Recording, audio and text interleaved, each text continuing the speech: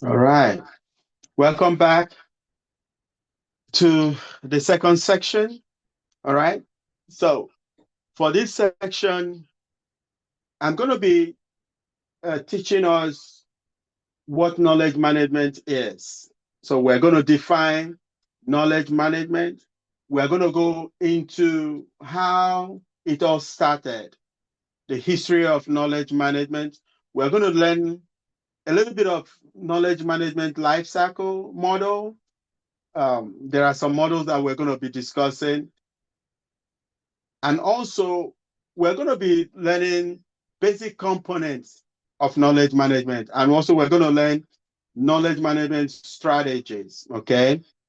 And also, we're going to be talking about artificial intelligence and how it relates to knowledge management and how it has revolutionized the knowledge management system. And if time permits today, I'm going to also share with you a typical knowledge management system. So we're going to go into a virtual lab. So I'm going to share with you a knowledge management system during the lab section. If we don't do it today, we'll do it next time. But you're going to see a typical knowledge management system. And we are going to look at collaborative knowledge management system like the SharePoint. So we talked about it, we're going to also go into a collaborative knowledge management system. So SharePoint. Now, what is knowledge management? Basically, it's a process used to handle and oversee all the knowledge that an organization has. Basically, anything that can be written down in a manual. Let's say you have an instruction, maybe a policy instruction, maybe a mathematical equation, anything that you can write down, that you can capture is, the process of doing all that is knowledge management. The example I gave before about exit interview, that constitutes to knowledge management process. So knowledge management relies on an understanding of knowledge, which can be also intangible or discrete.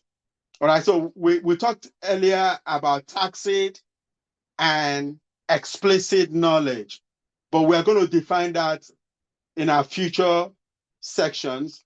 But understand the simple process of knowledge management is basically the ability to capture information, data, the ability to store those data. So it's not just capturing it, being able to store it is also considered a knowledge management process. And also the ability to distribute those information. So it's not just capturing, it's not just storing, but you want to be able to distribute information. So that comes with making it accessible. There's no need for you to have information and nobody can reach it. So you as a knowledge manager, your duty is to make those information accessible. All right. So even if you have a tacit knowledge and you have it in your brain, in your mind, you can't get it out because a tacit knowledge is very difficult to transfer. It's like it comes with your experience, something you know. All right. So if you have a knowledge like that, that is very difficult to transfer. there are ways you can codify it by now documenting it, writing it down so that somebody else can use it. All right. So knowledge management is basically the ability or the process of storing, capturing, disseminating, organizing organizational knowledge. And we are going to also learn about what knowledge assets mean. So there are, in organizations that have a knowledge management program, they have knowledge workers. Basically, those people are a team of people. Their duty is basically to make sure that they organize or they capture organizational knowledge. All right. So now there are two types of knowledge. All right. In the field of knowledge management, they identify two main types of knowledge: the explicit knowledge and the tacit knowledge. So now, what is explicit knowledge? So as you can see there, it says knowledge, explicit knowledge is knowledge or skill that can easily be articulated and understood, and therefore easily transferred to others. So this is also called formal or codified knowledge. All this grammar that I spoke now, what does it mean? It means that anything that you can write down in a manual, okay, that is an explicit knowledge. Anything you can write down. What is it? Think about it. Anything you can jot down is explicit knowledge. So pay attention to it, because this is a typical exam question. If you can write something down, if you can, articulate it, it's explicit. Just as the definition says, anything or skill that can be easily understood is an explicit knowledge. So those are two categories, one category of knowledge. Now, tacit knowledge, by contrast, is a knowledge that is difficult to neatly articulate, neatly package, or neatly transfer to others. Do you have any questions before I go into details? All right. Okay. Tacit knowledge is usually intuitive. All right. It's like people say is my gut feeling. So it's an intuitive skill set. It's not something that someone can. It's like if you know that thing, you know it. You are the only one that has that information in your brain, in your mind. You know how to do stuff. Tacit knowledge is a difficult one. In a subsequent topic, we're going to be learning how to measure those knowledge. Okay, so these are two types. Pay attention. This is a typical exam question. You might be asked, what are the main types of knowledge? And remember that I said something here. There's a third type of knowledge, but for the sake of our exam, or for the sake of understanding a typical knowledge management process, you need to understand these two main types of knowledge. And we are going to learn categories of knowledge. Okay? That is going into details. All right? On explicit. What are the categories of explicit knowledge? What are categories of tacit knowledge? But for the sake of understanding is simple, because I want to make these things so simple for you to understand, so that you will be able, because my goal is for you to understand the concept and also be able to pass the exam and also speak the industry lingo. All right. So the third type of knowledge is the implicit type. So this is information that has not yet been codified or transferred, but that will be possible to teach. So this has not been, you don't know this information yet. It has not been transferred. It has not been formally codified, but you can still teach it. So it's there, but you can teach it. But as a knowledge management practitioner, I'm interested in two things. Number one, explicit knowledge, because I want to be able to know how to do the job when you leave the company.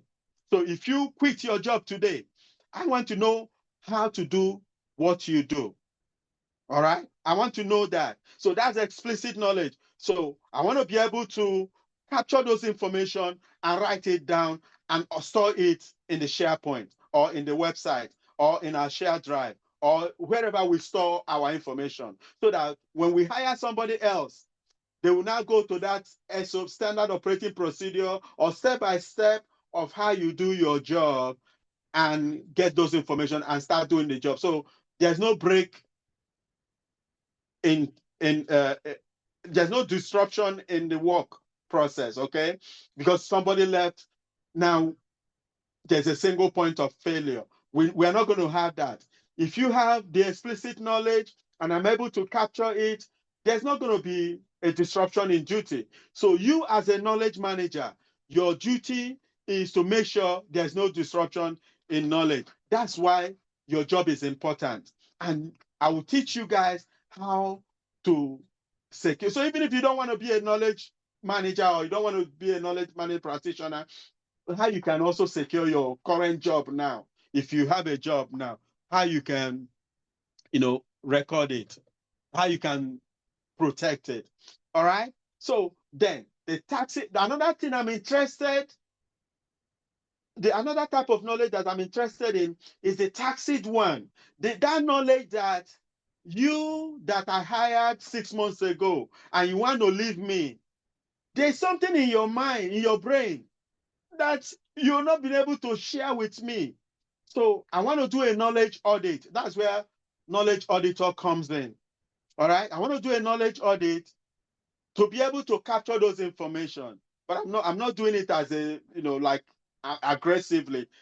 I'm going to make sure that the environment is okay and that you're not living in a tense situation. So we're all in good place, right? And then I'll ask you, so tell me, what's your typical day? A typical day in the life of an IT specialist. Tell me, how do you do help desk management, or how do you do nursing? How do you do bed? I don't know medical terms and all that. So, but let me stick to the business type. So, how do you do your typical job? How do you do your job? Then, as you're saying it, I'm recording it. I'm jotting it down. All right. So everything you tell me, I should have a way to also confirm if those things work. All right. Before you leave. So you write a standard operating procedure that is in your mind. You say it and I write it down. I should be able to go into those documents and see step-by-step process if those step-by-step processes work. So that is the two main knowledge that you should understand, that you should pay attention. As a knowledge manager, you should know what are the two main types of knowledge: explicit and tacit. All right. So, any question?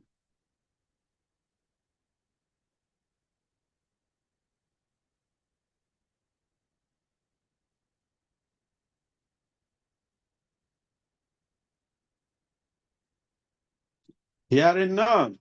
Now, who uses knowledge management. Who are those that use knowledge management? So the notes here says that knowledge management can be implemented enterprise-wide across a number of industries. However, the way you can implement KM might change depending on factors such as industry and company. So how we do knowledge management in the government could be different from how they do knowledge management in a healthcare sector or in an oil and gas company. It could be different. The reason is because the knowledge assets, pay attention to this, the knowledge assets are different. Okay? The taxonomy, if you have a typical system, the taxonomy is different, the nomenclature is different. So you as a knowledge manager, your duty is basically to define a common nomenclature, how you call something. Some people might call a project a project, and other people might call it an activity. Others might say it's work routine. So, but you as a knowledge manager, you have to come and say, okay, now this is in this agency, we call it project. You define it, that nomenclature.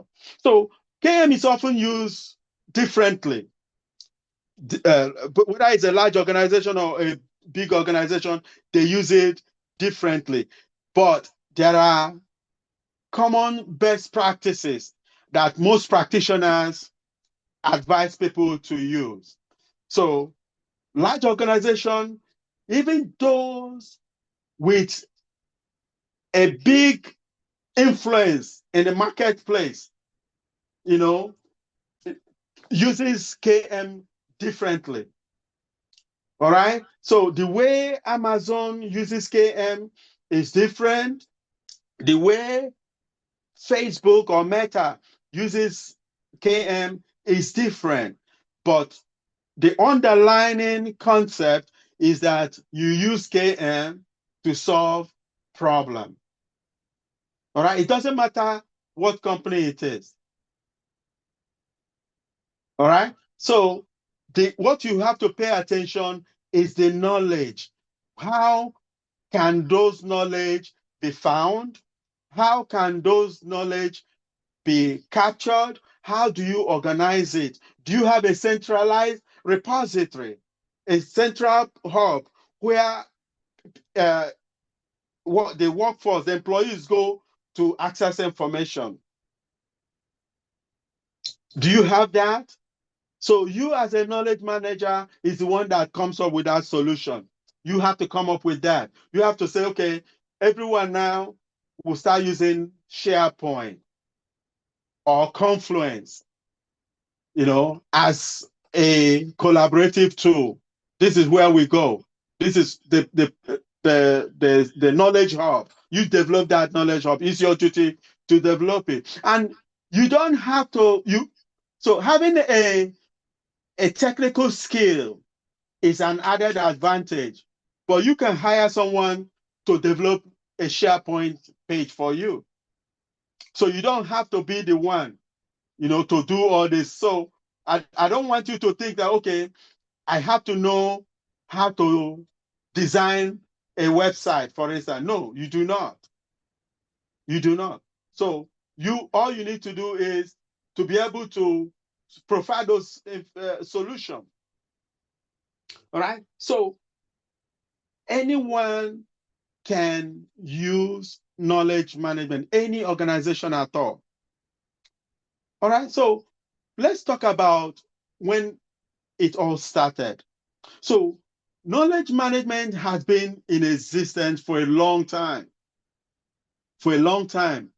So in the 90s, it was it was just being shared by a Swedish financial service provider, Skandia. So he is the first person that created the role of the chief knowledge officer. So he was the very first person to be known as a chief knowledge officer. If you do a Google search now, there are organizations, several organizations. In Pentagon, we have a chief knowledge officer. In the Department of War, as it's called now, we have a chief knowledge officer. We have a knowledge manager, but a chief knowledge officer is like a chief information officer or a chief technical officer or chief strategic officer. So they are at the same level, or chief financial officer or chief data officer. They are on the same rank. So, which means they are the people in charge of the knowledge management program. So, they are a high ranking officer or position holder within the knowledge management program. So, knowledge management has existed a long time, but it became a trending topic 10 years ago, and organizations began to embrace it because now they found out that this actually solves problem. All right. So there might be questions here, with regards to maybe how long, or when knowledge management started, but I usually don't see a lot of these questions, but I just wanted to share that with you. So what is the primary benefit of knowledge management? This is what you have to know. Okay. What is the primary benefit of knowledge management? What is the benefit? What is the essence? Why do you think people should do knowledge management? So I will stop here and ask any of the participants, you know, just anyone, why do you think, from everything I've been saying since morning, why do you think knowledge management is important? Just from your own understanding. From your own understanding, why do you think it's important? Anyone, please help the class out. I want to make sure that I'm not just talking and people are not following. I've said this before, but I wanted to share to find out from the group. Okay. One way that knowledge management is like beneficial is if like when employees leave, so that there's not like a gap in certain people's position, so you guys are so that the company's not going without. Um, what like the knowledge manager comes to play to basically get the information of all of the responsibilities of what that employee did, so that when the new employee comes in, they know where to pick up and they know all the information in the Yeah. task of the former employee. Yes. It's a smoother That transition. is, so there's no disruption in the work process. So there's no gap. I like the use of gap. All right. So of course, as the slide says here, there are several secondary benefits. All right. So, but a successful KM helps you to increase collaboration and to generate idea. Just like Janelle said, the fundamental benefit is what she said, so that there's no disruption in duty. There's no gap. There's no, uh, because somebody left, the person becomes a single point of failure. And that's your duty as a knowledge manager or a knowledge management specialist, is to make sure that people are not hoarding knowledge. We're going to learn knowledge hoarding later and how to stop it. But your duty is to make sure there's no gap. Just like as she said, there's no gap, there's no disruption, that because somebody left the organization doesn't mean that everything should stop.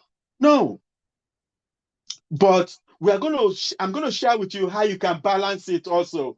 You are protecting your job, but you're making sure that, you know, everything is not broken. All right. That is because someone left the organization. Now everything should stop. Never. There was a day, I have a someone, a knowledge management specialist in my organization. The person called out, uh, but I didn't know. I didn't read the email to see that the person actually said, "Oh, they're not going to be at work," and the person was running a meeting. So when we got to the meeting that this person was supposed to run, we're all waiting for this individual. Never showed up. 10 minutes went by. We didn't see this individual. So what I did quickly was to find out where this individual is, and I saw some message, and I knew that, okay, this guy actually put on the schedule that they are not going to be there. But what did I do? I quickly went to the hub. We do have a knowledge hub. All right. I quickly went there, saw the agenda of the previous week, and all I did was to project that agenda. All right, because we have a central place where we store all the meetings, all the weekly meetings, previous meeting minutes, and all that. I captured all that, projected it, and the meeting went on. Can you imagine if we didn't have a central place? All right, but of course, I reached back to the individual. I said, okay, even if you're, you know, not going to be here and you put it on the schedule, also make sure that you inform me appropriately. Make sure I hear everything, so that because I don't, you don't have to remember everything at the same time. So make sure you properly inform me so that I'm not guessing or have to go back to this thing. All right. So that is what knowledge management helps. So another thing is it optimizes a culture of knowledge sharing. What does that mean? What does that mean? Does anyone understand what this means? This is important. This is important. What does optimize a culture of knowledge sharing mean? I feel like it encourages group members to like share ideas and share their information with each other. Perfect. Yeah, Perfect. to encourage them. It Yeah. encourages people to share idea. And also, I'm going to share with us here. If let's say, God's willing, one of you lands a job of a knowledge manager, these are the things that you're going to be telling, your leaders to have a way to motivate people to share knowledge. All right. So you might have a monthly highlight of the best knowledge practitioner within the agency. Okay, so you do things to highlight, to showcase what they are doing in terms of. So in our agency we have what they call the brag board. So any person does something spectacular or something that is well-meaning, you post it on that brag board. It's called brag board, where we brag about the stuff that we're doing. All right. So another thing is it protects intellectual capital. What is intellectual capital? Basically, knowledge asset. Intellectual capital is that thing you know. All right. That thing, the stuff that you know, the knowledge that it protects it. But this one now is the organizational intellectual capital. Also, it treats human capital as an asset, which makes employees to feel, respected for what they know or for what they bring to the table or their expertise. So knowledge management makes this human capital as an asset. All right. And also it captures and store knowledge for the person that is coming later. So that is what Janelle just shared with us earlier, that it stops the gap.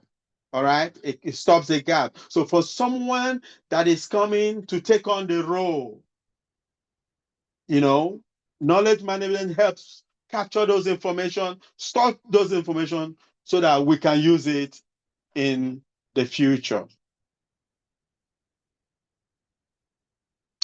So, with everything that has benefit, it does have challenges as well. Everything. If there's benefit, there are also some challenges that, you know, people face when it comes to knowledge management processes. Right. Number one is creating a culture of flexibility. All right. So this one is very significant, and also, and I think is something that people, most companies struggle to implement. All right. So this can be like, okay, something like a policy, for instance. How do you implement new policy? People struggle to do that. The reason is because people are naturally resistant to change. So you are pulling people to collaborate, you're pulling them to be flexible. People don't naturally want to change. So if I'm doing something now, this is how I do my stuff. Now you're telling me to change. Oh, everyone now go to SharePoint. If you want something, go to SharePoint to pick it up. That's not necessarily good for certain people. All right. So it's important to pay critical attention to something like this. So creating a culture of flexibility and collaboration is hard to do. It's challenging.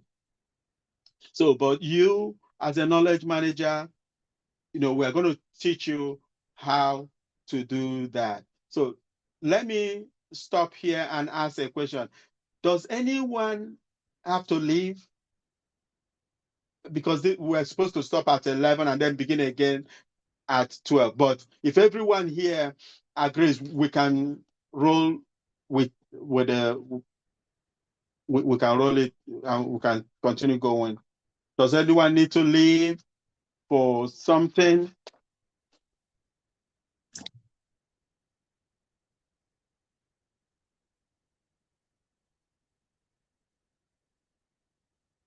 Okay, hearing none. So we can continue then.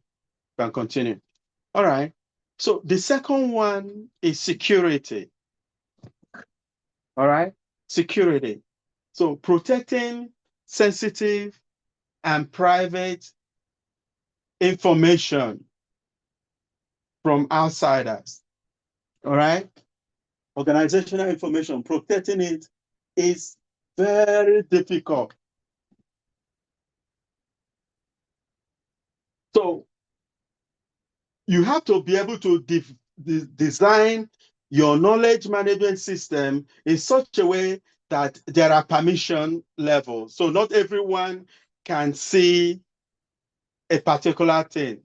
All right. So if you are familiar with Microsoft Teams or even SharePoint, there are levels of permission.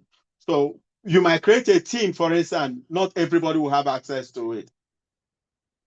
So that's another challenge, but you need to be able to make sure that not everyone has access to everything, but there are general information that people should have. So it might be they need to know depending on that particular information, especially if the information is sensitive or private intelligence uh, uh, uh, artifacts within the organization. You want to make sure that it's protected and that not everyone have it. For instance, PII, personally identifiable information. No, not everybody should see that if you're in HR. All right. So that's another thing. Then another challenge is being able to measure knowledge. There's difficulty in defining the metrics used to measure knowledge. It's not easy. It's not, for instance, how do I measure a tacit knowledge? Remember the definition that I provided? Tacit knowledge is something that is in your mind. It cannot be transferred to anyone. So how do you measure that? It's very difficult, right? And then another thing is identifying an expert within your company. So when we go to the knowledge management lab, I'm going to show you guys a system called the expert locator. All right.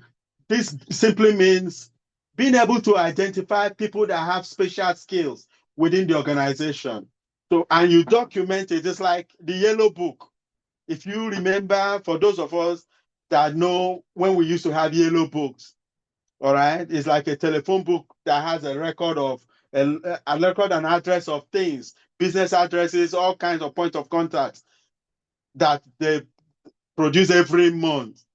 All right. So you're able to identify people that can do certain jobs within an organization. You, as a knowledge manager, you should be able to create an expert or expertise locator.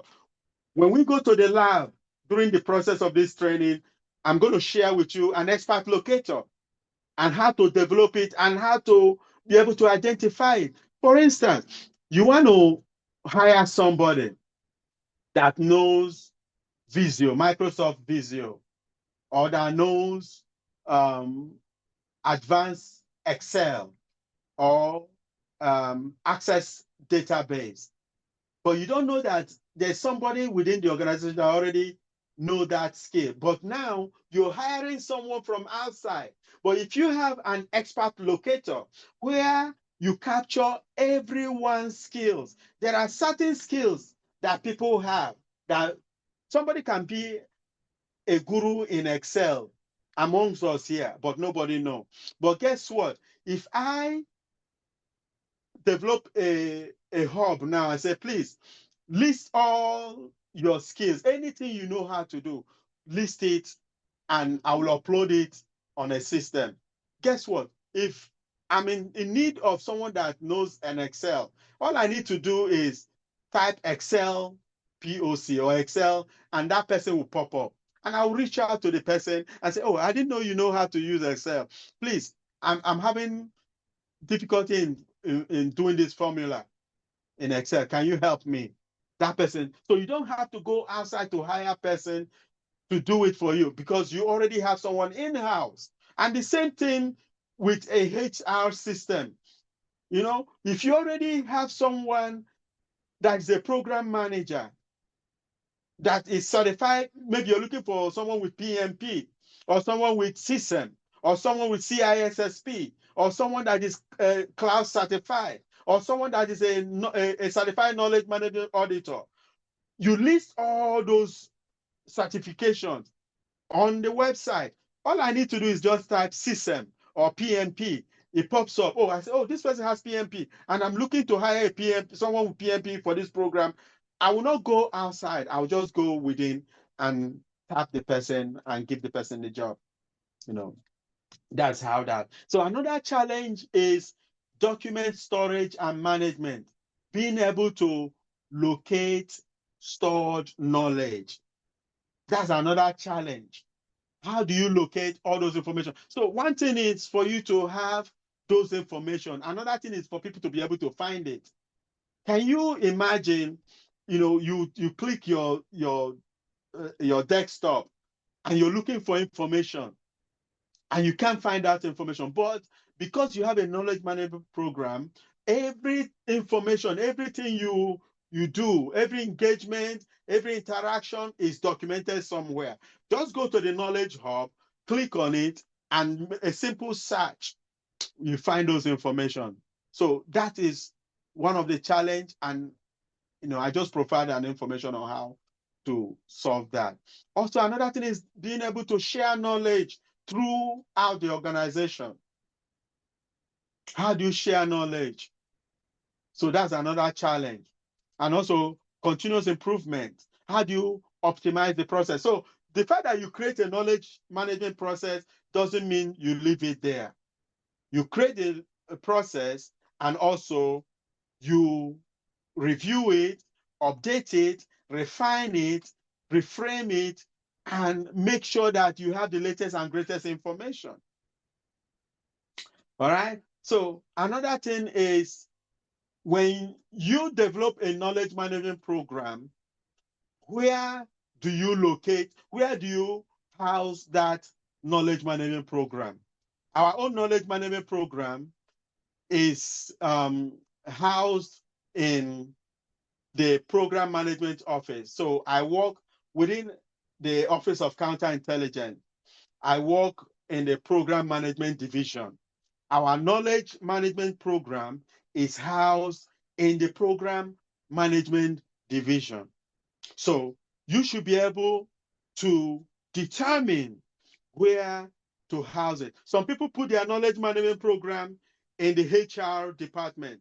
Some people put it in financial department. Some people, in fact, most people put it in the IT. So you have to determine where you can collaborate effectively and put it. Our own enterprise knowledge management is within the office of the chief strategy officer. We do have a big knowledge management program. And then within our directorate, our own knowledge management program is within the program management office. So that's another difficulty, is finding where do we put this program. So it's not, because when you put it there, then you have to hire a knowledge manager, and you have to be able to share policies, develop policies, run the program. So you should be able to determine where to house the knowledge management program. Any question? We can take 10 minutes. Can we take 10 minutes? Hands up if you want us to take 10 minutes before we continue. All right. So let's take another 10 minutes and then get back Oh, in. no, I actually had a question. Okay, go ahead. So, I know that you said that sometimes it's housed in the IT department. As an IT major, also, is there a specific certification you would recommend someone going into for to be integrated with IT too? Yes. So in my agency, for you to go into IT, the basic IT certification that you have is Security Plus. Oh, I meant for the CM major, because the For the knowledge management major? Yes. Oh, knowledge management specialist. Okay. The certified knowledge management specialist, that's all you need. That's all you need. And as an IT person, you should know knowledge management, because it's a big deal for you to know, and it's also complementary. Yes, that's why I actually applied. Yeah, it's complementary. And a lot of people, you know, don't know this, but as an IT major, if you understand knowledge management, it kind of helps you secure, and also helps you be able to go anywhere within the organization, because now you know the technical part, and also you know the programmatic part of how the agency work, because you, as a knowledge management person, you are the strategic part of things. All right. So yeah, a specialist is okay for you to have. Any other question before we take 10? All right. So be back in 11:24. Did I get that right? All right. So 11, just take a break. I don't want this to be boring. I want to make sure that you take enough break to another section. So now we've talked about the challenges that you can encounter in knowledge management. Let's talk about the basic component. How does management work? How does it work? What are the basic components? And what are the strategies? So we're going to be talking a lot of this. So the theory behind knowledge management is basically developed by two people. Some theories that we're going to be going into, and I want you to pay attention to this because this usually comes up in the exam. Okay, so you're going to let the theories, but this name will come out. So Nonaka and Tekuchi, they are the first to project some knowledge management theories. So these two names is important.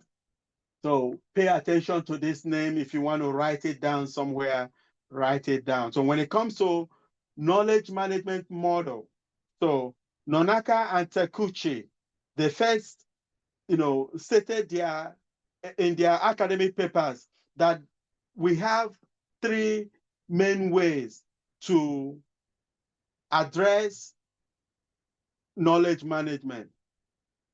They said there are three main ways. If you want to do knowledge management, there are three main approaches. Okay. Number one is people. The second one is technology. And then the third one is process. And even in the IT world, if you want an effective and successful IT, you have to focus on three strategies: people, tech, and process. And let me tell you something here. When you are developing a knowledge management program, please don't let it be technology driven. All right? For you to have an effective and successful knowledge management program, it should be people driven. The reason I say this is if you focus on technology, it's like a band-aid. All right, you're putting a band-aid on something. You're not really solving the problem. So let's say someone says, we need a way to make sure that people captures information, or we need a way to make sure that all the knowledge assets we have in the organization, people are able to see it. And you say, oh, let's get SharePoint.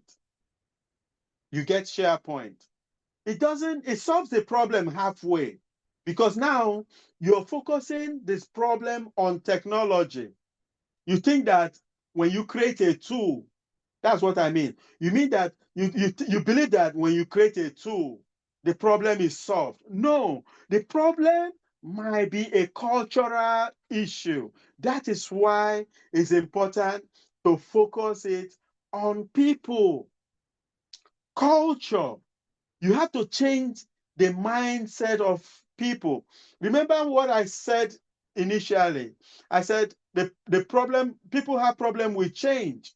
So you as a knowledge management practitioner have to make sure that you change the culture. When you change the culture, then you introduce the process and then technology.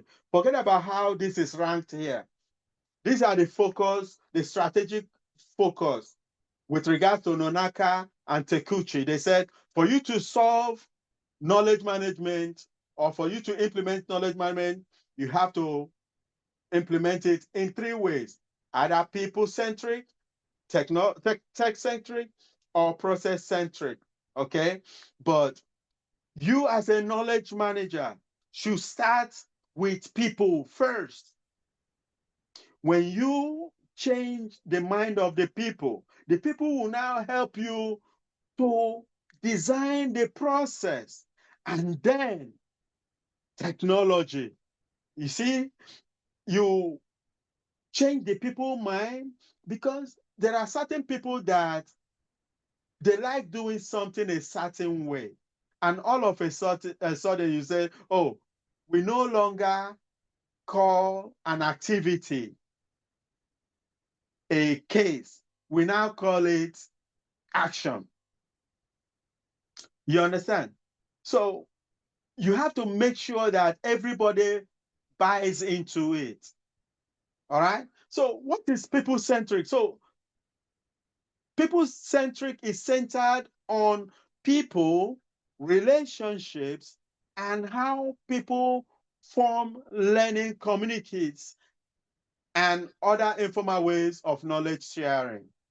So it's also the idea known as ecological KM theory. Pay attention to this. This is very important when it comes to your exam. All right. So ecological KM theory is centered on people, the community of practice. So I've been saying community of practice, quite some time now. But what is community of practice? It's basically a group of people that share information within a community. There are experts, there are knowledge managers, there are knowledge management specialists, there are all kinds there are even IT people. So you form a community of practice where you share information. So in knowledge management, community of practice is a big thing, All right. So you can form your own community of practice where you all share knowledge with each other. Now, tech centuries focus on technology. So they believe that technology facilitates knowledge storage, knowledge transfer, and aims to create technology systems that encourages knowledge sharing. I'm not ruling out technology entirely. Technology eventually comes to show that, okay, we are doing something. All right. But you start with people. You start with people. You start with culturally changing the mindset of people on how to do certain things. So if you're able to get that, then those people will now help you with the process. So what is process centric? Basically, this is how organization is structured, the processes, the standard operating procedure. This is a way to encourage knowledge sharing, organizational learning. This concept include things like production processes. How do we do metrics, for instance? So we have a monthly metrics. How do you do the monthly metrics? Who are the people that I need to get information in order to come up with this month metrics? So you're looking at your organogram, the organizational hierarchy, the org chart. How do you design and develop the org chart to know who is in a particular position? All right. So these are the three main focus when it comes to the approach in organizing or implementing a knowledge management program. Number one, people-centric. Number two, tech-centric. And also the process-centric. In no particular order, but with my experience, professional experience, I believe you start with people, changing their mindset.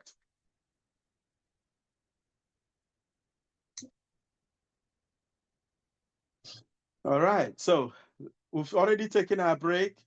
We took our break early, so let's go into common, how you handle organizational knowledge. All right. So strategies for handling organizational knowledge. Number one, storing knowledge versus sharing knowledge. These are common strategies. So, what is to store knowledge? That's simply accumulating, codifying, and maintaining knowledge in a reliable system. So I've thrown out several times here SharePoint. SharePoint is a reliable system for storing knowledge. All right. And also it helps with sharing that knowledge. Then codification and personalization. The difference between these strategies are just like the previous one that I shared with you. Be able to write it down. All right? Write it down, writing that knowledge down, or even typing it out, documenting it. So the other one is push versus pull. This representing two opposing strategies. In a push strategy, individuals actively encode their knowledge to make it available. What does that mean? What does that mean? They write it down. They put it in such a way that people can see it. All right? So with this strategy, the common strategy, pay attention to storing and sharing. That's a common exam question. Storing knowledge and sharing knowledge.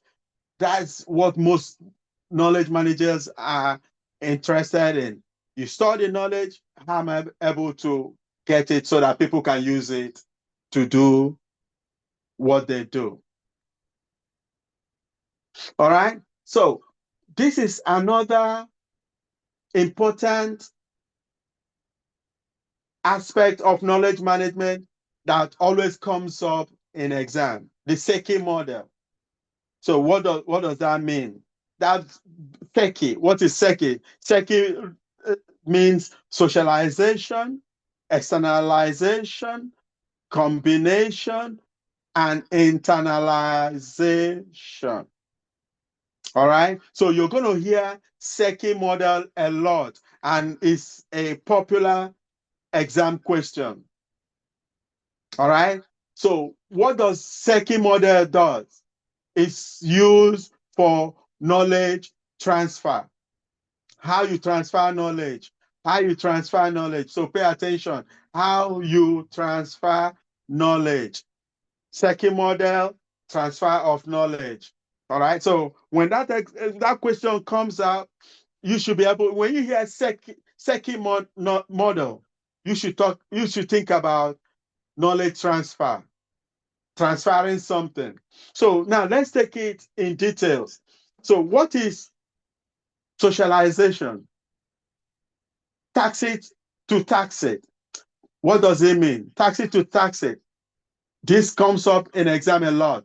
This is where knowledge is transferred intuitively through observation, through guidance, through practice. So you're observing someone do work, all right? You're provided a guidance on how to do work.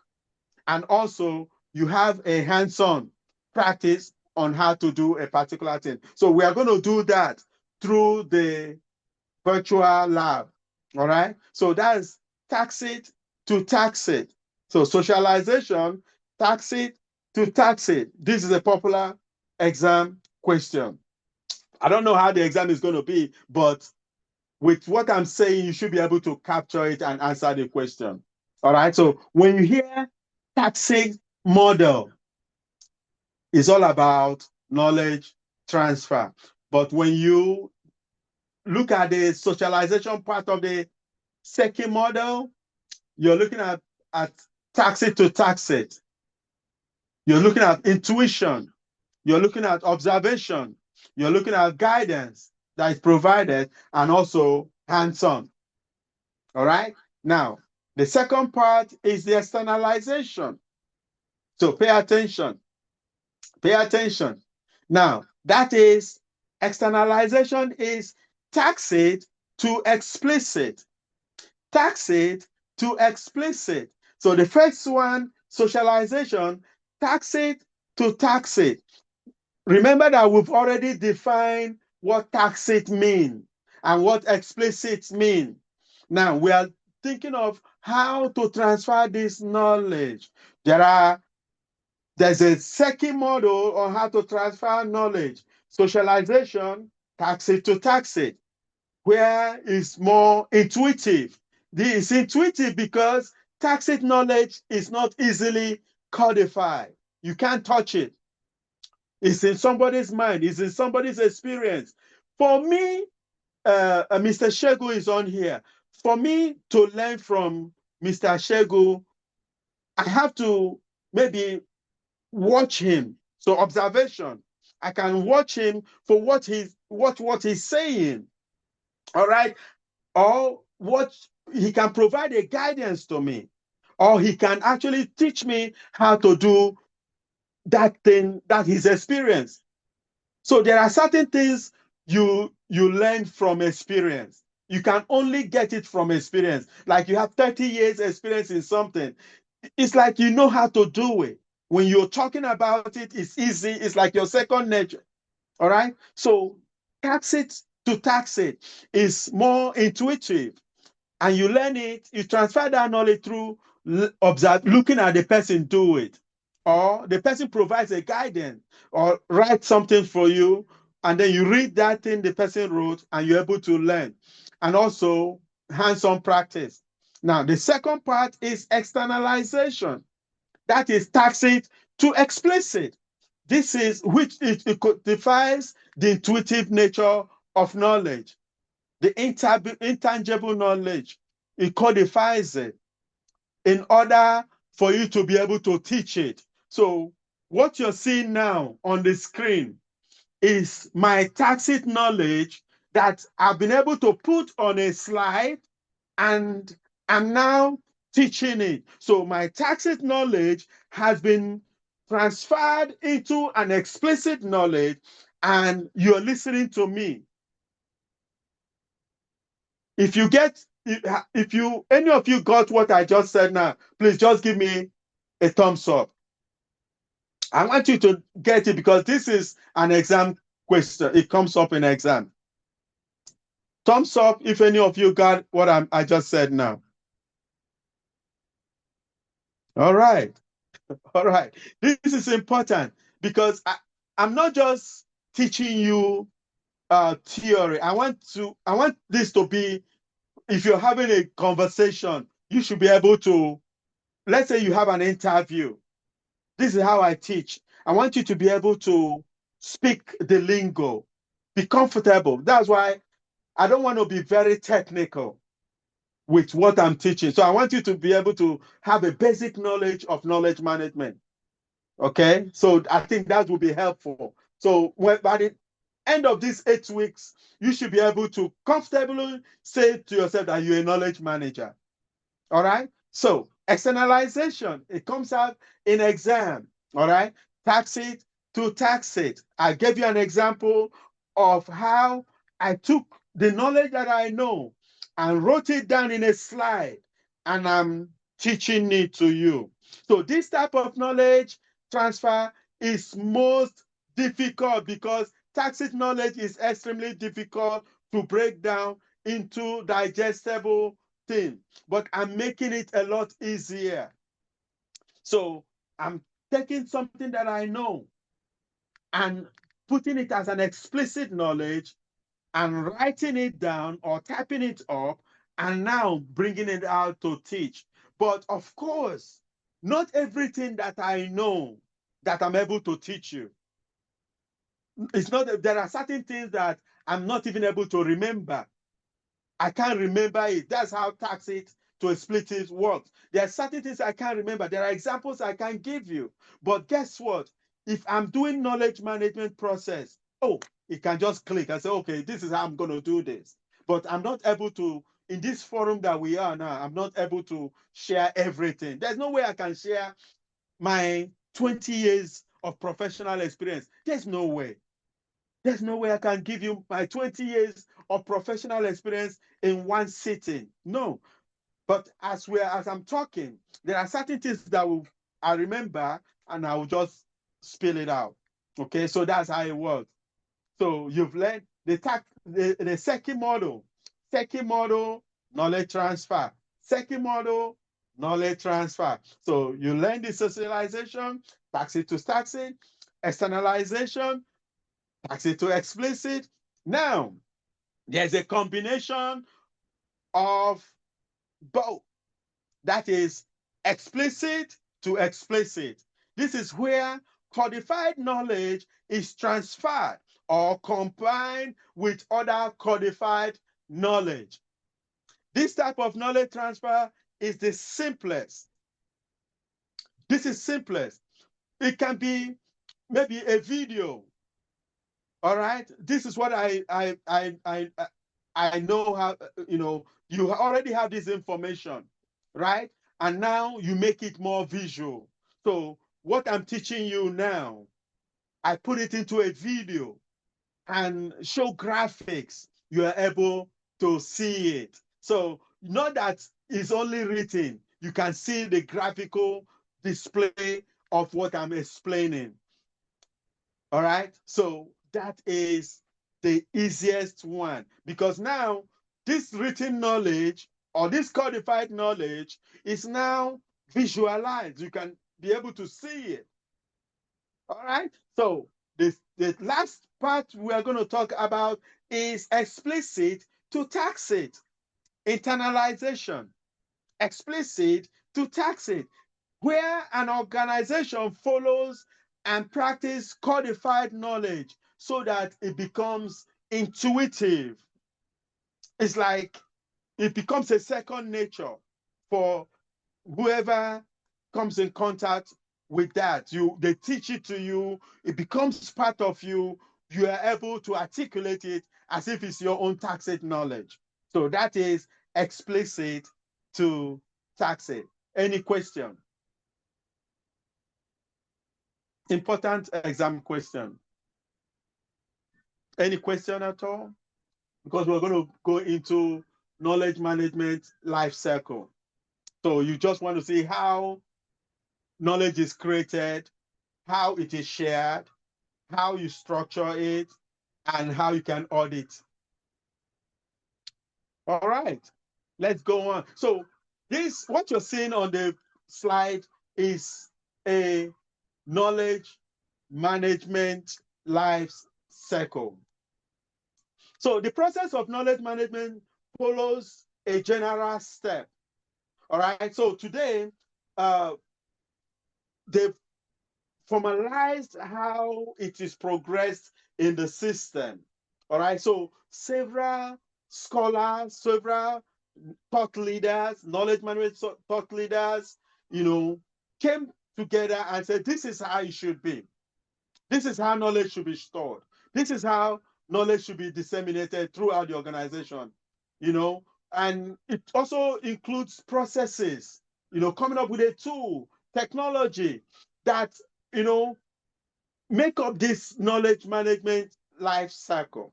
So what you're seeing on the board there, on the slide there, is how the process of knowledge management goes. Number one you see here is knowledge creation. All right? You create knowledge, how knowledge is created. So knowledge is created into two parts. One is tacit knowledge, and the other one is explicit. Now, number two, when that knowledge is created, so I told us here, focus on tacit and explicit. All right. So when that knowledge is created, so one is in your mind and you got it through your experience. You are the only one that can do it, and that is tacit. The other one is codified, it's written down. You can capture it easily. Now, the next step is how to share those knowledge, right? That's number two. Knowledge is created. When knowledge is created, you don't just dump it in a system and leave it alone. Nothing happens. You have to be able to share it because a shared knowledge is a beneficial knowledge. A shared knowledge is an actionable knowledge, right? So you've created a knowledge. It falls into two categories or into two types. One is explicit in your mind, through experience, you got it. The other one is explicit. You've written it down, it's codified. Now you share it. How do you share knowledge? You can socialize it through communication infrastructure. And you can use that SharePoint that I said. All right. All right. So there's also a technical communication infrastructure, IT equipment, IT tools. All right. When that is done, the third one is now structuring the knowledge so that people can be able to capture it, people can be able to make use of those knowledge. So that is done through mapping, information mapping. You store the knowledge and also you're able to retrieve it. All right, you extract the information. So the information is mapped, the information is stored, and also the information is retrieved. So this is your job as a knowledge manager is now to be able to map those knowledge, the information. So when you map it, you're able, now the next one is to make sure that it's stored. After that, you also make it possible for people to be able to retrieve it. So you can make it difficult for people to access those knowledge when they want to access it. Your duty is to make it easy for them to retrieve it. All right. So the next step is better structuring. So there are ways you can structure it through product, through service, and through processes. All right. And then the final step is for you to be able to audit those knowledge. How is that done? Basically, you can do it every 6 months. You can do knowledge audit every 6 months, depending on the policy of your organization. All right. Basically, what that means is you hire someone. When you hire someone, within 3 months to 6 months of them being there, make sure they are documenting how they do their job. That is your goal.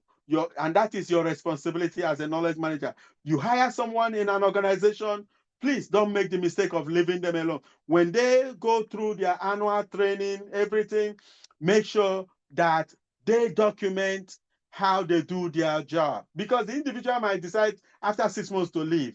So within 3 months window, make sure they are able to capture all the things they do. And also you, as a knowledge manager, do an audit of the organizational knowledge assets. Where are all the knowledge stored? Are those knowledge fresh? Are they up to date? Are people able to use them? How often do people access it? So a typical example is this. You might set up your SharePoint system or your website so that you're able to track traffic of which people go into, to download, how often people download. I know everyone that is within the IT department or IT sector understands this, that there's a way you can gauge the traffic that goes into a website, for instance. So you track those things. And also you measure the intellectual capital. All right, how do you measure it? Make sure that those, let's say when you before you implemented your knowledge management program, people were having difficulty in accessing knowledge. So how do you measure? You can do a survey, right? You do a survey and ask people, hey, ever since we implemented the SharePoint, how often do you go in there to access information? Is it better compared to 6 months ago before the implementation? Is it worse? Just do a survey. You can do a survey to now capture the benefits of knowledge management within the organization. All right. So the next thing we are going to learn here is, I just want you to pay attention to these names. All right. Week 1993. These are like proponents of knowledge management. These are people, and these are the period they started knowledge management program, or, they developed their own model. So Wig developed his own in 1993. Zach in 1996. Pay attention. Uh, uh, Bukowitz and Williams in 2000. Then McElroy in 2003. These are their own knowledge management life cycle. This is what they said. They said for Wig said, you start with creation, you start with sourcing, you start with compilation, you start with transformation, and then you apply knowledge. So his own is creation before sourcing, sourcing before compilation, compilation before you transform, transform before you apply. All right, so pay attention to that. Zach, 1996, said, you acquire knowledge, acquisition. After you acquire knowledge, you refine the knowledge. And then when you refine it, you store it. And when you store it, you distribute the knowledge and then you present it. All right. Then Bukowitz and Williams, in 2000, they said, you get knowledge, you use knowledge, you learn knowledge, you contribute knowledge, and you access knowledge. That is their own model. And then McElroy in 2003 said, you first of all, you learn, and then you validate, and then you acquire, you integrate, and then you compile. So, but for the sake of the exam, I think what you need to pay attention is Wig, Zach, Bukowitz, and Williams, and McElroy. So basically, they will ask you what type of model, knowledge management model do we have? So they might not even ask you to say in details how their own life cycle is, but they might just throw out the question of, share with us some model of knowledge management life cycle. All right. So how to improve knowledge management? So as a knowledge manager, my duty is also to improve the process, make things a lot easier for people within the organization. So how does that happen? Number one, you have to understand the flow of knowledge in your organization. How does knowledge flow? So while various KM lifecycle models list phases to follow, so what I discussed in the last slide is like phases. They are saying these are the phases that you have to follow. They are merely a blueprint. They are not standard. They are not like, okay, this is the standard. They are just like, this is what you can do depending on your organization. Remember, when I started this training, I said each organization do knowledge management different because of the nature of their business. So they're giving you a blueprint to follow. All right. So you can do it differently, but the main focus is that those knowledge, people should be able to find it. So, but in order for you to do that, you have to understand your own organization knowledge flow. How does knowledge flow within your organization? All right. So how does it work for you? Now, the second part is for you to clearly define your goal and how you will measure them. Just like any other project, you won't be able to judge your success without being able to clearly define your goal. There's no way. You have to first of all define where are you going? What is your goal? You know, before you put your key performance indicators in place, you have to first of all define your goal. Make sure that it's clear. And then you can put, the metrics in place. You can put the KPI in place, the key performance indicator. So number one, you have to clearly define your goal, and then you have to come up with how you measure those goals. How do you want to measure it? You put down objectives. These are your objectives. Are you able to meet this objective? Right? If you meet this objective, I think, and make sure that they are measurable as well. All right? So the third one is you have to encourage socialization. One way to foster an environmental knowledge transfer is to let it happen naturally by talking and casually sharing. So what I'm doing here, all I've been doing since morning is to socialize knowledge with you people. Some people don't know that there is there's a field, a career field that pays a lot of money, and no kidding. But if you don't have those information, you won't know. But at the end of these 8 weeks, you'll be comfortable knowing that, okay, I know how to do knowledge management. Or I've been doing knowledge management all this while. I didn't even know that this is what it is. All right. So we're going to learn all that. All right. So the fourth one is you have to be able to generate new knowledge. So remember that knowledge management is not only concerned with storing existing knowledge. Rather, you need to create processes. What comes to mind is standard operating procedure. You need to always create processes. Ask people how they do. Everyone within your work unit, your job unit, you should have something already documented on how they do their job. That way, you as a manager, you are covered. If someone is not there, just go to the system and type that person's role and see the processes. Who do they engage with every day? All right. And then finally, you always have to employ technology. But please, let it not be technology. So don't focus on technology first. I said in my previous slide, I said, focus on people.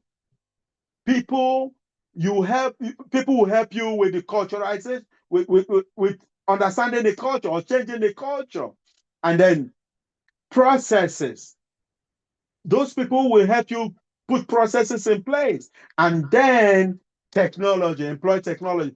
Technology is usually the final one because now technology will make people see that you people are actually doing something. When you're doing trying to do change, culture of change management, people might not see it. When you're drafting the processes, it might not be that significant. But as soon as you put a technology, people can say, "Oh, this is it." So we can now go to this place and do things better. And we're going to talk AI in the future. All right. So technology can play a huge role in standardizing and organizing the process. All right. It's exactly 12:04. If you want to go on a break, you can take 10 minutes. Take 10 minutes. Take 10 minutes and then come back. We'll continue with. Uh, so let's go into, we have a few slides remaining. So I can quickly go through it, and then we can call it a day, and you can go back and start practicing for the exam. Uh, so, what is a knowledge management system? So, knowledge management system have really evolved from being a useful tool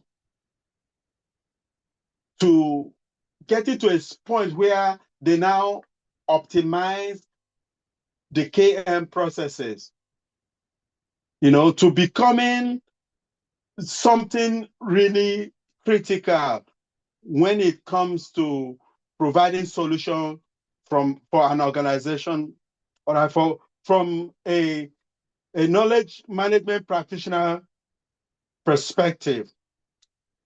Knowledge management, what it used to be 10 years ago, has really improved compared to what we have today. 10 years ago, we never could even say that you can put knowledge, artificial intelligence into a knowledge management system. No, but today is something.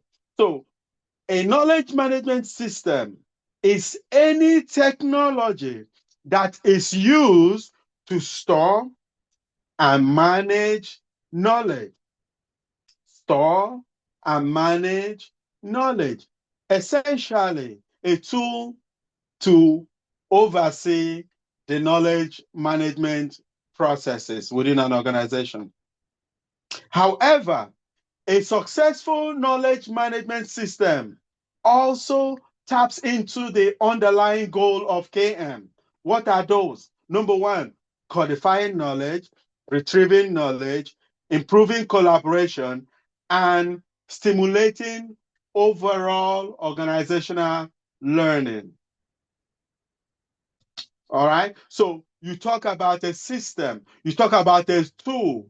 So that system, and in our subsequent training, we are going to look at a knowledge management system standard. There's a standard, the ISO standard, International Standard Organization, came up with a codified standard on how you should implement a knowledge management system. So we are going to learn that because that comes up in exams as well. But so they come up with this standard on how you, as a practitioner, can design, or what should be in a typical knowledge management system. All right. So basically, a knowledge management system is any technology. It can be any technology, it can be any tool, all right, that helps you make knowledge management more efficient.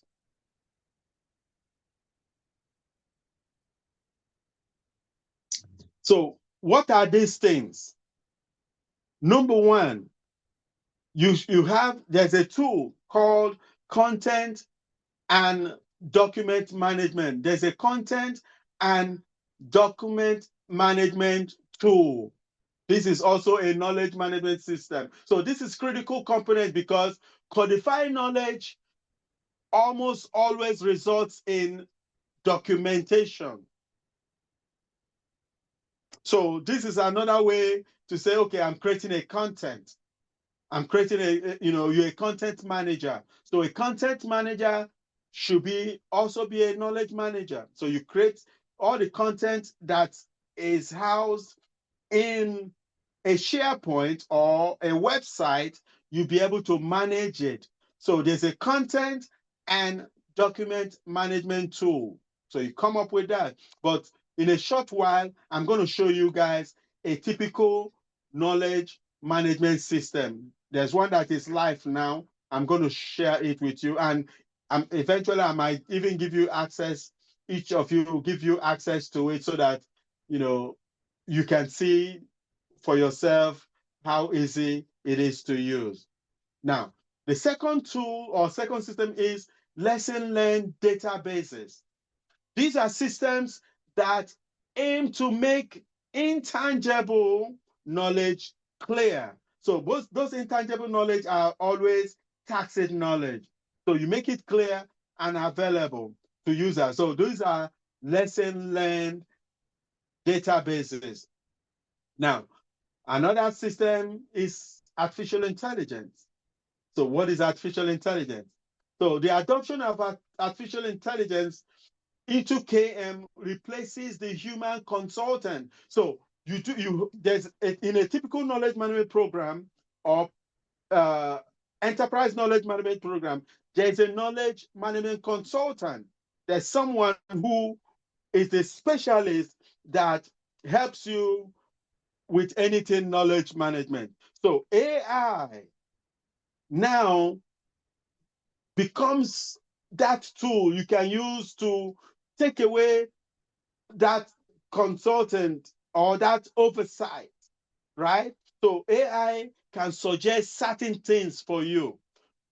And when you're looking at AI, you're thinking of optimization. So not AI in the sense that, okay, it's going to replace you as a person, but it's helping you to optimize how knowledge is analyzed and how knowledge is monitored within the system. So AI augments what human eye can see.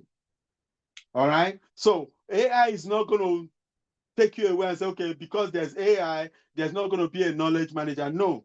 Even with AI, you still need someone to be that human person that will see if what you have in your website should be there. AI shouldn't be the person. So you still need a natural eye that will look at the content and make sure, okay, this should be there or this should not be there. All right. So AI is important, but it will not replace you as a knowledge manager. All right. So we're also going to, I think the next slide, we're going to talk about, how AI supports knowledge management system.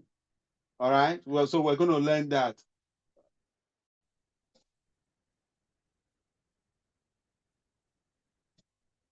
Now, this is how the difficulties we have in a typical knowledge system and what AI can do. All right. So AI cannot entirely replace a human being, right?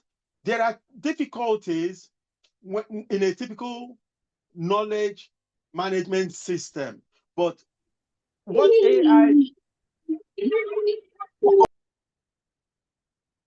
sorry about that. Let me mute this person.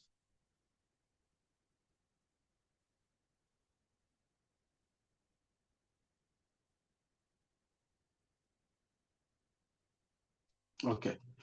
All right. So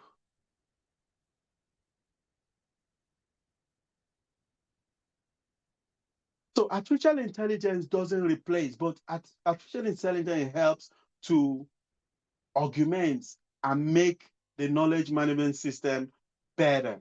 For instance, one of the problems we have in knowledge management system or knowledge management program is there are usually knowledge silos. What that means is there are standalone knowledge. So these information are trapped in a document or email or conversation, but not everybody have access to it.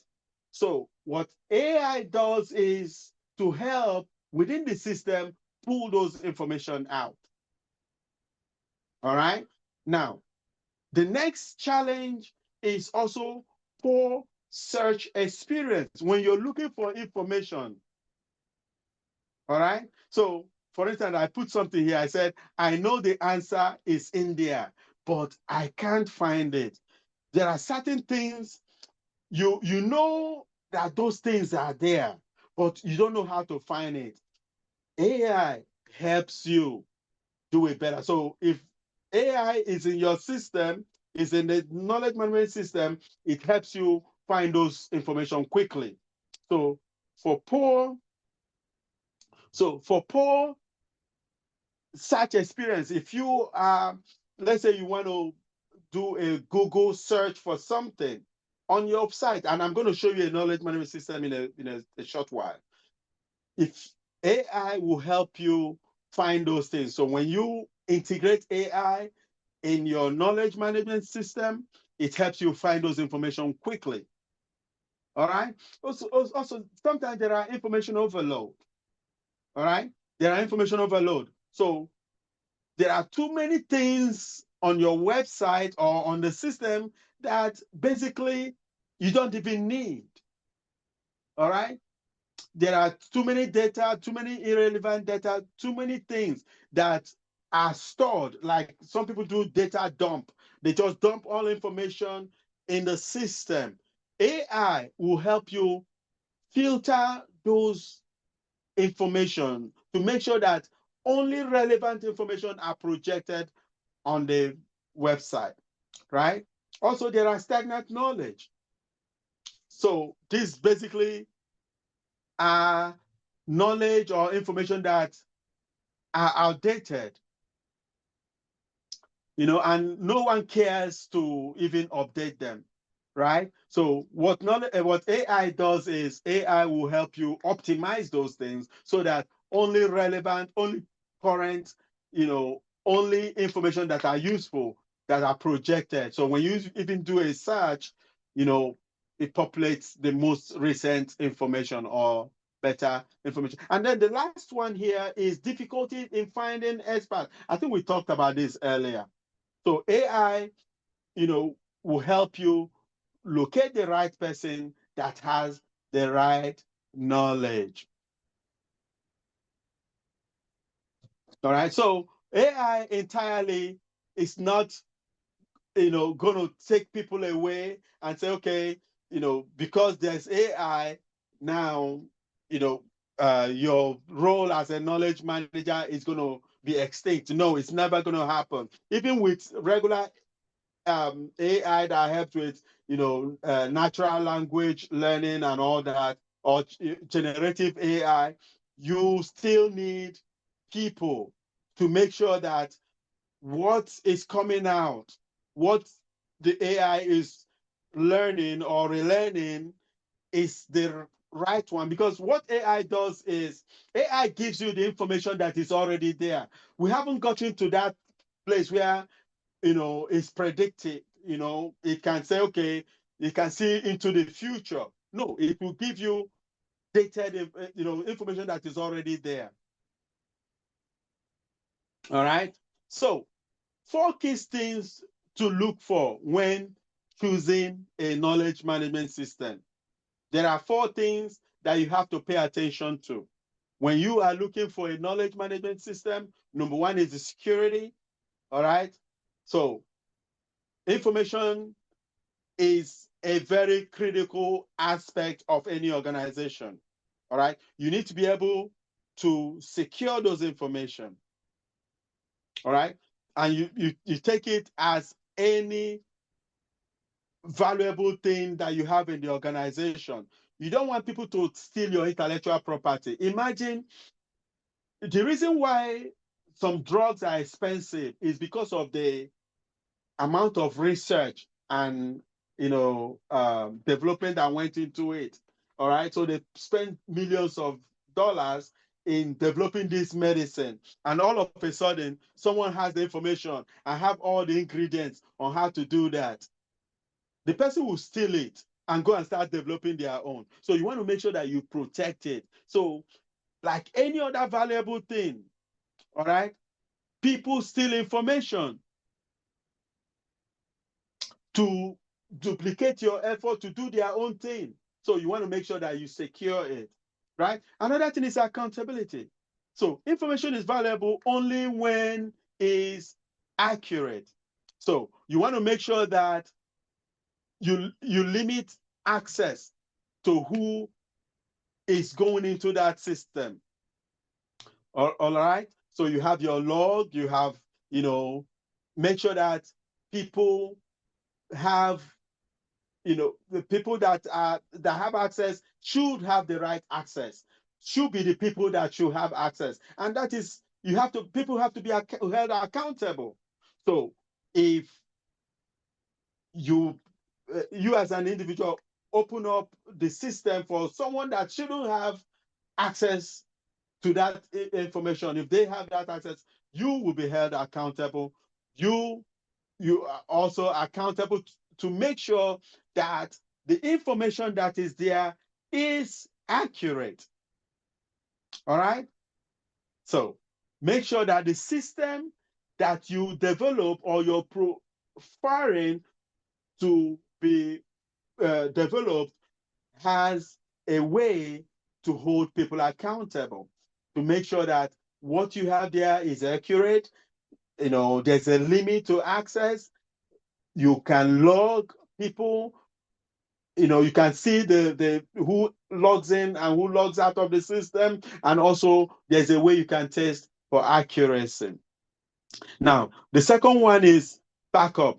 Make sure that the system is backed up. So everyone knows the value of making sure that you back things up. If you do not back up your file or anything, you can lose those files.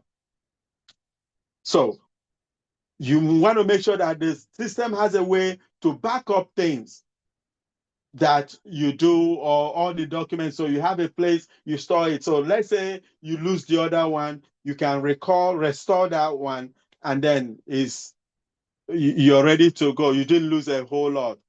So you should be able to know how to create a new one, maintain it, correctly store the backup, and also make sure that it's automated. All right. And then the last one is make sure that every system you have is easy to use. There's no need saying, okay, we want a change into how we are doing something by introducing a new system, but it's not user friendly.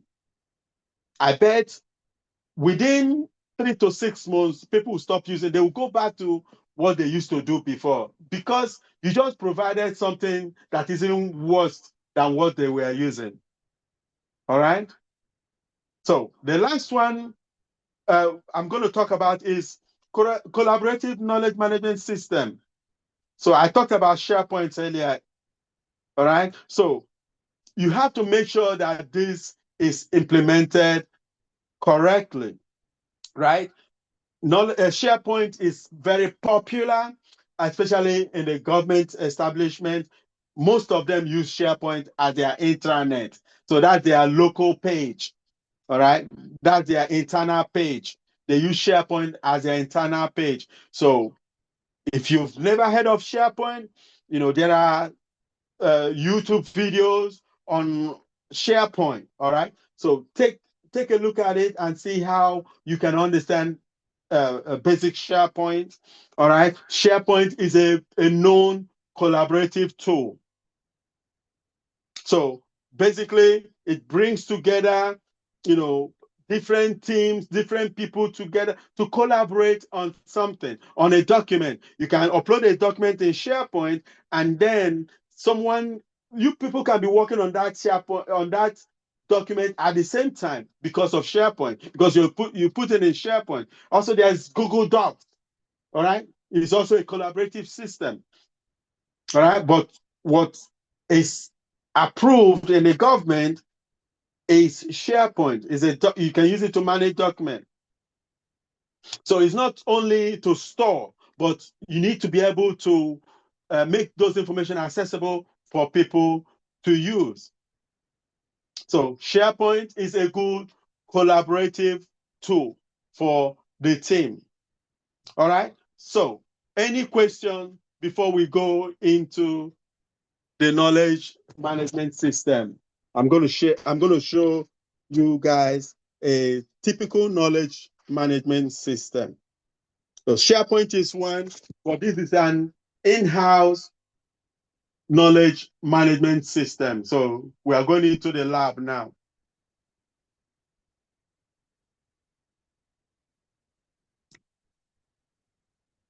So this is a knowledge management system. So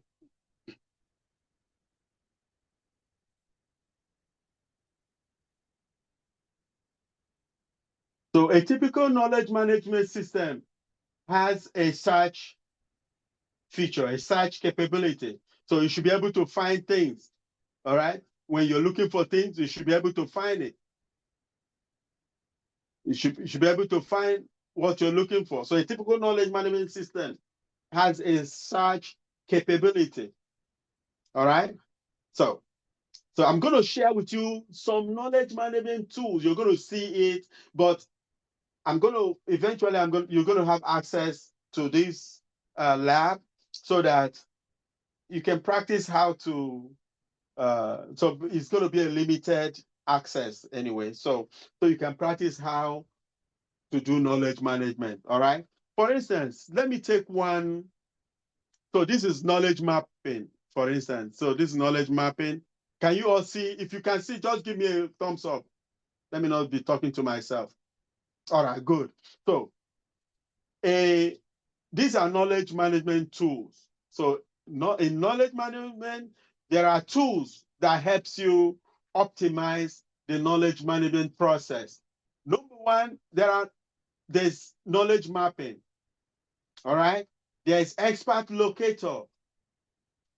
There's knowledge transfer tool. So when you're doing like a knowledge audit, you do need a knowledge transfer tool. There's capability metrics. All right. There's a search capability. There's a task manager. And also some organizations, they have, like if you are familiar with ServiceNow, you can find some knowledge articles. What does knowledge article mean? It means just documenting the process of doing something. For instance, if you are an IT specialist, someone calls you to do to fix something, for instance, right? You as an IT tech, depending on the policy of your organization, you have to document how you were able to solve that problem. So a knowledge article, when you're typing those things down, you're developing a knowledge article. So someone can go into the database, for instance, and say, oh, how do you do XYZ? And type it down, type it up, and your knowledge article shows up to show them how to do XYZ. So that's what it is. So every knowledge management system has within it a knowledge article. All right. Now, so expertise locator, I talked about it earlier. So basically, this is a typical design of an expert locator. So let's say within your organization, that is part of the policy, all right, to have an expert system, all right? You come here and you say, create, all right? So when you hire someone from day one, within 30 days of hiring them, of course, when they are done with their training or whatever, their onboarding, yeah, you as a knowledge manager should go to them, send them this link. You send them this link and then capture all. Number one, you capture their name, their job responsibility. You see it here. Their area of expertise. So if that individual has a certification, you list all their certification. And if they have a current project they are doing, you list the current project they are doing or an anticipated project, right? Next thing, you list their point of contact, their alternative point of contact. So let's say they are doing a project. Always have an alternate. So as a knowledge manager, when you are listing a list of point of contact, could be a technical point of contact, TPOC, or it could be just a regular point of contact. Make sure there's an alternate. Always make sure you get an alternate. Let's say you're asking for a list of people that will help you in your knowledge management working group. Make sure that you come up with an alternate. So you have a primary and you have an alternate. So always do that. That's what knowledge managers do. They always have an alternate. Also, do they have a mentor? If they have a mentor, you know, you can list their mentor's name, or you can say yes if they do have a mentor. If they have, a mentee, do they have someone that they are mentoring? The good thing about this is that you should assign them a mentee so that if they decide to leave in the next 6 months, you have someone that is on standby that knows the job, that knows what they know. All right. So what we are talking about here is an expert locator. All right. Expertise locator. So this is how you document expertise within your organization. So you as a knowledge manager, you have to propose this to your organization and you can create it. I can teach you how to create it. And then you can do it manually too. This is automated. So this is within the lab. All right. So this is automated, but you send this link to that person within a month. Make sure that they document all this information. All right. They have a mentor. Who is their mentor? Who do they go for information? All right. Who mentors them? Who helps them? And also, who do they help? Who do they train? Or who potentially could they be training? If they don't have one, assign one to them. So that the day they quit, you're good to go. Now, when did they get hired? Date of their employment. You want to put that. So, and also this is for automation too. When do they foresee to retire? What is their date of retirement? This way is for you as a knowledge manager. You want to make sure that you automate the system so that when their date of retirement is nearing, the system will trigger you to now reach out to them and start collecting information from them. Start all those tacit knowledge. Because exit interview, the highest is 1 hour for you to have exit interview. And it's not even enough for someone to download everything they've been learning for a long time. So you want to start the process earlier. So if you put this in the system, it will trigger the system to send you a notification that, hey, this person retires in a year. This person retires in 2 years. So you start gathering all the information from them. So that's a strong knowledge management program. This they should have.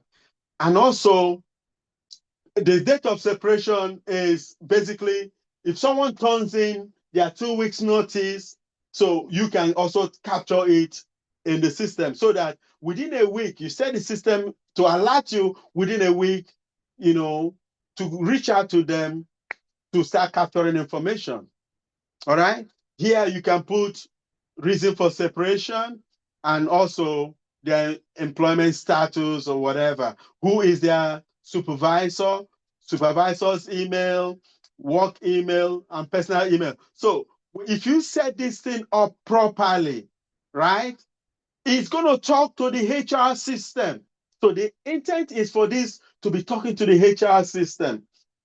All right. So when someone wants to retire or wants to leave, it's also automated. So you get all the triggers. As soon as they dump their resignation letter, you get a warning, and then you reach out to them. And this will also help you with the knowledge audit. So I will stop here and open it up for questions. So we are going to learn other tools. We are going to learn other tools. I'm going to show you the how the tool is, what are the components of the tool, and also eventually I will show you how you can create one. So there's a lot to learn on the lab. So this is the lab. This is the virtual lab. So as you're going to be working on this lab, now you have experience as a knowledge manager. So it's not like you're making things up. All right. So you have an opportunity when somebody asks you in the interview, yeah, do you have experience doing this? You say yes. All right. So let me stop here. We have 15 minutes more remaining for this first part of the training.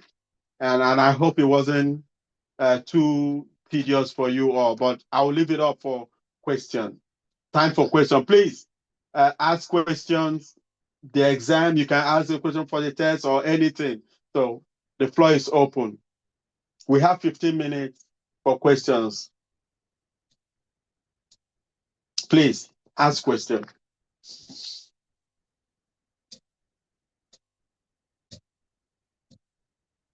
Anything at all.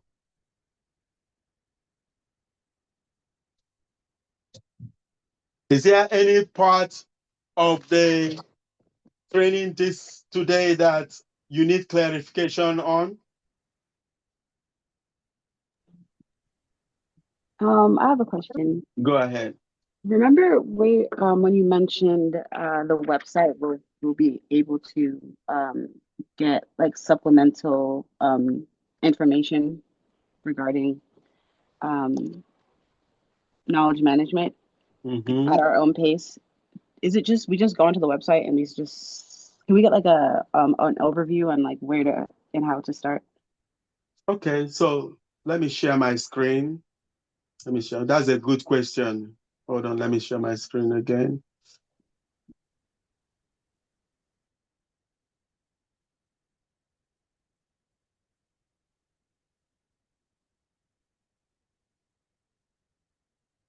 All right.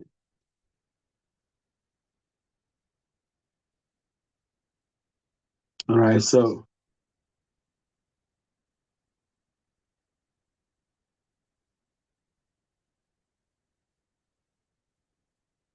can you see my screen?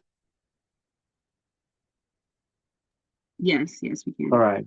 So what we just saw now is the knowledge management lab. So that's the system that we're going to be using. The reason is I want to make sure that when you are in front of the hiring manager during interview and they ask you, do you know how to use the expert system? Yes. Do you know how to use a tax manager? Yes. So we're going to be doing a lot of lab.